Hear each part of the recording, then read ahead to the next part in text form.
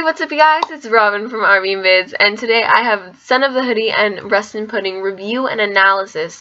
It's the first episode of the 2-week binge, and it was really good. Some really solid morals in each episode, and it just really gets me excited for the season. So, Son of the Hoodie starts off with Marco packing up his stuff. He looks in his bag and sees the Just Friends toothbrush, and he kind of has this guilty look on his face, sad to leave Star.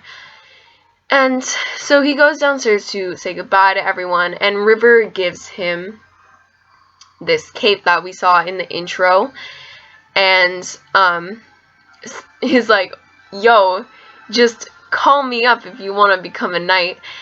And Marco gets really excited about that and thinks it's really cool that he's, you know, getting this cape in honor of all that he did on Battle for Muni. And when it comes to Star and Marco's turn to say goodbye, which the first part we did see in the Goodbye Marco promo, and then some of you guys predicted that she was going to pull Marco back, which really does happen, and she says, wait, Marco, I need a longer goodbye than that. And Marco grabs her arm, smiles, and says, yeah, me too. And they hug. He hugs her back. She starts tearing up and hugs him even harder. And Marco just, like, caresses her head and hugs her even harder back. And it's really cute, really feels. And then when they part, Star's like, oh, you're going to the portal, which is behind me. And they do this really weird, like, back and forth thing, because, you know, they're in the way of each other, and it's really cute, kind of awkward, especially when they bump into each other, but for the most part, it's really cute. And, I mean, Moon and River just look at each other. They smirk. They know. Like, they know. They know what is going on here. Like, they know Starco is real. So then they say goodbye, like, 5 more times. And Star lies about not having Marco's hoodie. And Marco's like, okay, that's fine. Just send it to me if you find it. Bye. Yeah, and then he leaves. I mean, you guys, like, you cannot tell me that Marco does not have feelings for Star right now. Like, yo, he has, oh my god, like, Marco season 3, like, it's written all over his face. Like, if you guys haven't seen my theory on that, from a while ago, like, you guys, I will link it at the end of this video, if you want to see it or refresh yourself. Like, it's happening in season 3, and it's so obvious too. Yeah, Starco's gonna get some moments in season 3. So then Star goes up to a room in the castle, and she does Sparkle Glitter Bomb Expand, which is, you know, obviously a parallel to the first episode. And you can see that she's aware of that, because she's like, Sparkle, Glitter, Bomb, Expand. Because, you know, she's like reminiscing about Marco. And she pulls out his hoodie from her bed. And, like, her face expression. Like, you can tell how much she really loves him. Like, have we ever seen this face expression from Star? Like, I don't think so. I mean, you can just see, like, how much she really, really cares for Marco. And then Ponyhead shows up, and she's like, whoa, that thing stinks. Star kind of remembers some times that her and Marco had, and tells Ponyhead that, you know, she feels like the hoodie's all she has left of Marco, and the only piece of him she has left. But Ponyhead just grabs it, and even though Star says she really misses him, And Star's face, like, she's so heartbroken right now, and it's so funny. She just tries to shove herself down the laundry chute. So they go to the night of the wash, and, you know, he makes a big speech about his duty as a knight, and how, like, he can't give the hoodie back, and needs to wash it. And then, so Star chases him, obviously, and, this scene is really funny when they're in the steam room, because, Star sees Marco's hoodie, and in Marco's voice, she hears, "Goodbye forever, Star," and she's like, no, don't go, I won't let you go, and she runs after the hoodie, and, like, shoots the knight with, like, a spell, but then when she finally catches him, he makes another big speech about his duty as a knight. Again, basically, it starts off the same, and then he goes into how, you know, all his companions that died, and the memories he shared with them, and that gets to Star because that reminds her of Marco and all the memories they shared together. And, I mean, she admits that, like, that Ponyhead was right, and that this whole thing is silly, all because, I mean, she thought that if she didn't have Marco's hoodie, she wouldn't have any piece of him left, and then says that that just isn't true, because she'll always have Marco, and they'll always be friends. So, that happens, it's real. It's really heartfelt right there. And then she kind of, you know, he kind of slips the hoodie past her to get washed. And then she's all heartbroken over it, you know. Her cheeks have broken hearts. But when she smells the hoodie, she's like, she gets really excited because it still smells like Marco. But then the night of the wash is like, whoa, Star. Whoa. Like, it's clean. It's just the memory of his scent is in your heart.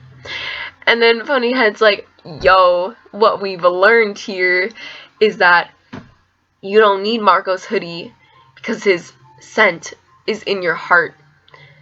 And it's just so, like, it was the memory of the scent that she was smelling, and it was really cute. Great morals there. And it goes to Marco, and you guys, okay, from top to bottom, this is in order of what happens, okay? Stay with me. Marco says, hey, kind of smells like Star, and he sniffs it, and makes his face, and then he, like, makes this, like, I don't even know how to explain this face, like, kind of depressed, and then, okay, you guys, split second here. It looks like it just goes from this one to the last one here, but no, split second, like, I had to put that stuff on slow. He makes this face as he's pulling up the hoodie to sniff it again, and that's where the episode ends. So yeah, like, it's just written all over his face, like, his feelings, and, I mean, then we go into, Rest and Pudding, and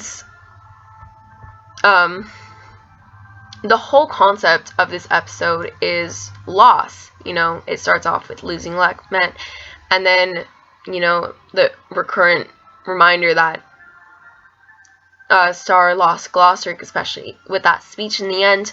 So this episode is definitely focused around loss, but I think it's not a coincidence that it's right after Son of the Hoodie, because it's a parallel to Marco.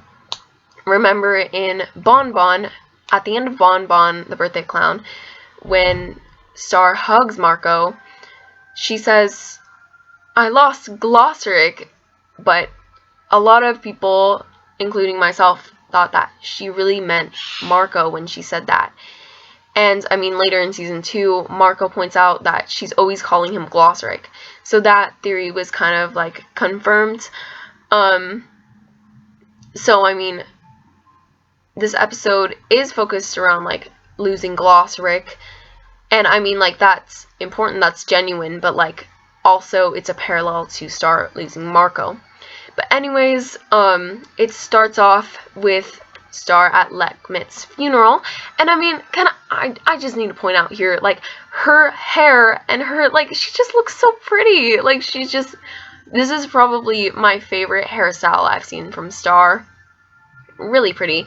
But anyways, she sees Glossric's reflection in the punch, and she kind of goes, you know, dumps it all over herself. And Moon pulls her aside. She's like, whoa, Star, whoa, like, you're tripping, like, Glossric's not here.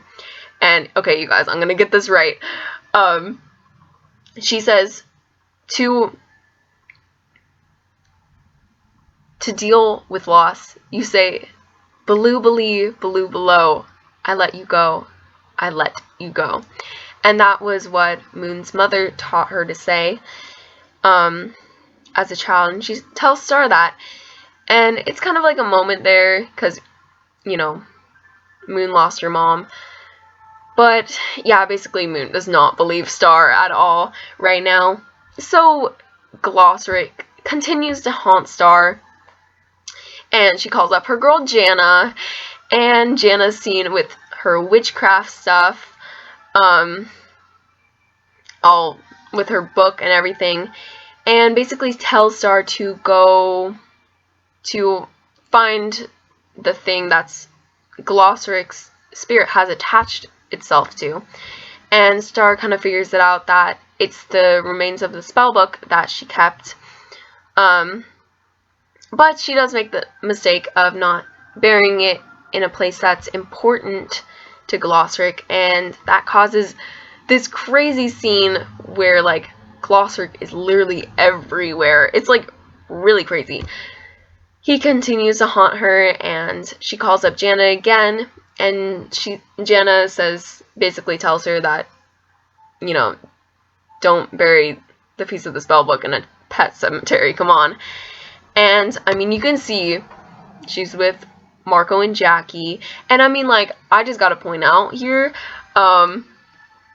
Marco around Jackie is, like, compared to Marco around Star in the previous episode, I mean, he looks pretty, like mad and, like, grumpy in this episode. Just putting it out there.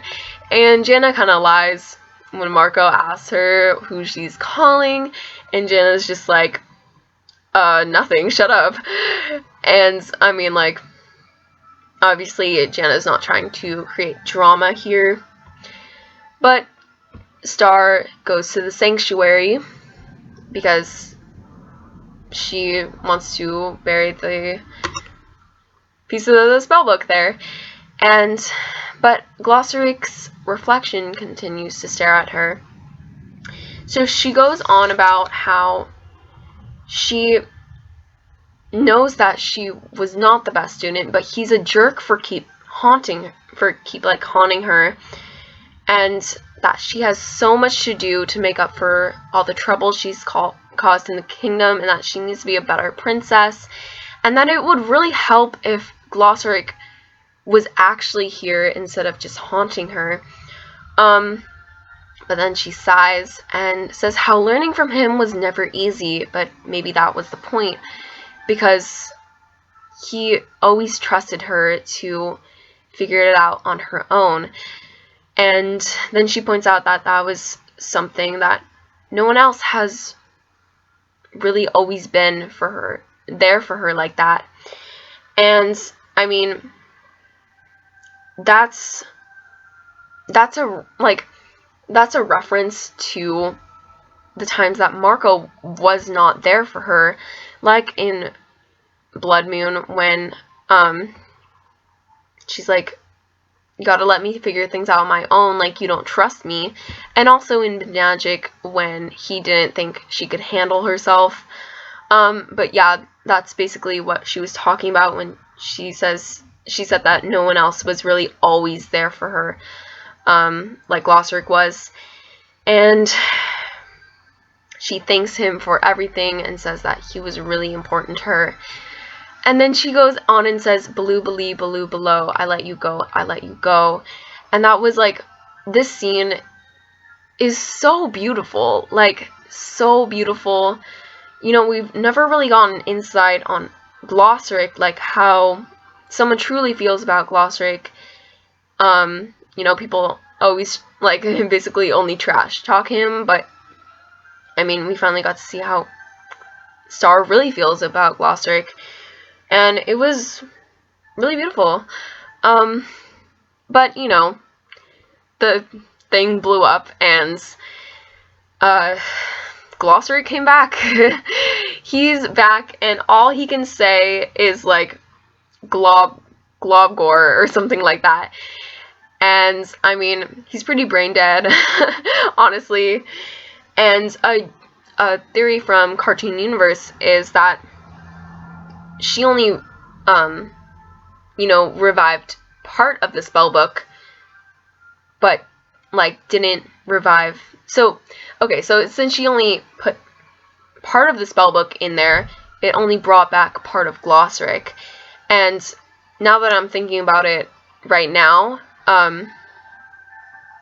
like we saw in Battle for Muni, that sanctuary with the yellow magic revives the High Council. So since, you know, only a piece of the spellbook was put in there, it only revived a piece of Glossaric.